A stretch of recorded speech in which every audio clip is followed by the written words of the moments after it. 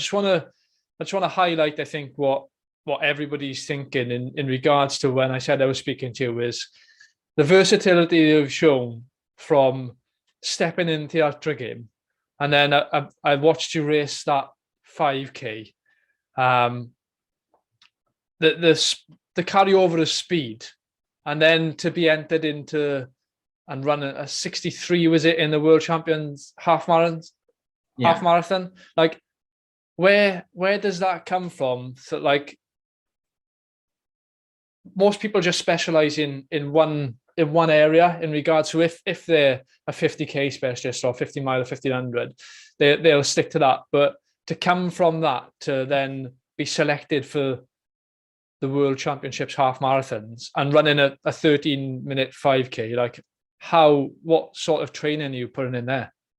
I think just going back to the sort of generalist training, I think I have just trained my body really well that I then adapt so easily to, or not easily, because it's hard training. I adapt quickly to what I'm training for. So if I decided that, right, I want to run a sub 4-minute mile, I think with 6 weeks of training, I could probably do that. Yeah. Or if I decided, right, I want to run 100 miles, I think I'd probably need maybe a little bit longer, maybe 8 to 10 weeks-ish, and I'd be able to do it. So, and I think that's a little bit of quite a lot of genetics of allowing me to do that. Like, I will never be the best shorter distance runner, but I can be good. Like, I run 13:41, which probably puts me top 2%. Top 10 in the UK, maybe top 15 in the UK at the moment.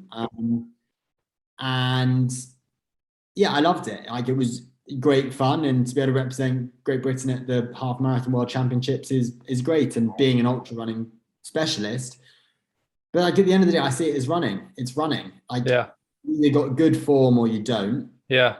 And you can do a lot to improve that. Yeah.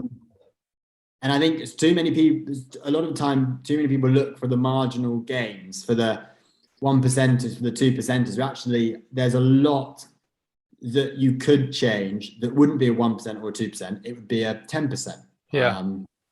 And I think what I've done really well over the years is sort of get those big gains to be made streamlined, so the foundation is much better. So then when I want to do a race, I can afford to train really specifically for shorter blocks, because you're already you're ready. Like you said, if you wanted to do a 5K, you can go, right, I can train for a couple of weeks and you're ready for that anyway. Yeah, exactly. And it's just training with it. It's just being smart with it. Like, you don't train for something that you're not doing.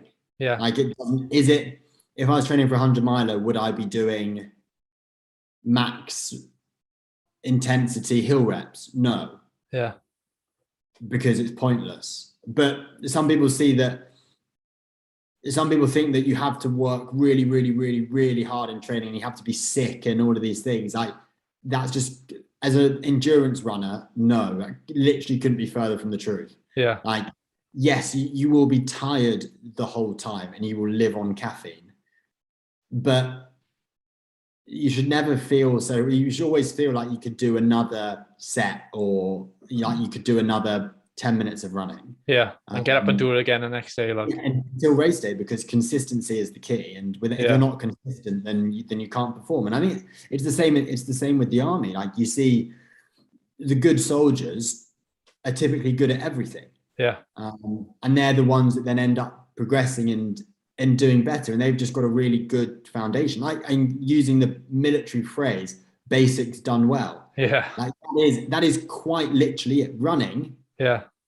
If you break it down into the simplest terms, you are moving one foot in front of the other as quickly as you can for a certain distance. Yeah. That's it. It's not rocket science. Yeah. There are a lot of basic skills that you can do in order to maximize your chances of being as good as you can be. And that's just what I've tried to do. I don't do anything particularly fancy. I just work bloody hard on basic things. My nutrition is really good. My sleep is really good. My training is good.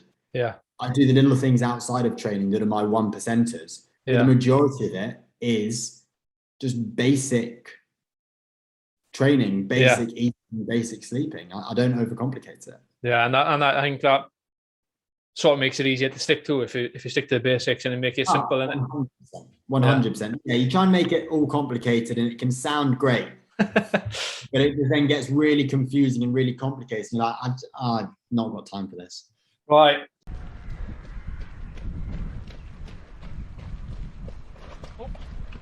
Road shoes, this is going to be fun.